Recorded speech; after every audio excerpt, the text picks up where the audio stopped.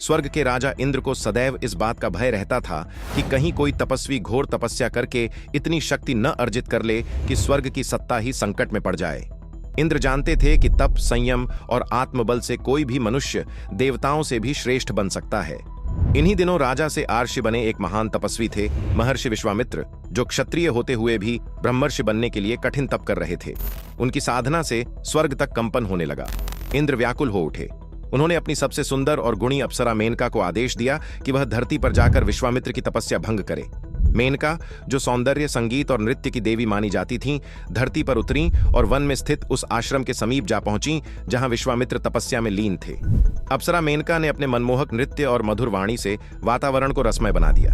धीरे धीरे आर्षि की ध्यान साधना टूटी और उन्होंने अपनी आंखें खोली। सामने अप्सरा मेनका को देखकर वे मोहित हो उठे।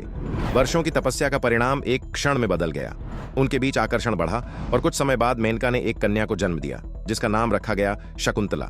लेकिन जब महर्षि विश्वामित्र को यह ज्ञात हुआ कि यह सब एक स्वर्गीय चाल का हिस्सा था, तो उन्हें गहन ग्लानि हुई। उन्होंने अपनी भूल को स्वीकार किया और मेनका तथा नवजात शकुंतला को छोड़कर पुनः घोर तपस्या में लीन हो गए। मेनका ने कन्या शकुंतला का पालन पोषण ऋषि कण्व के आश्रम में कराया। शकुंतला रूप, गुण और शील में अनुपम थी। बाद में उसका विवाह राजा दुष्यंत से हुआ और उनके पुत्र भरत के नाम पर ही हमारे देश का नाम भारत पड़ा।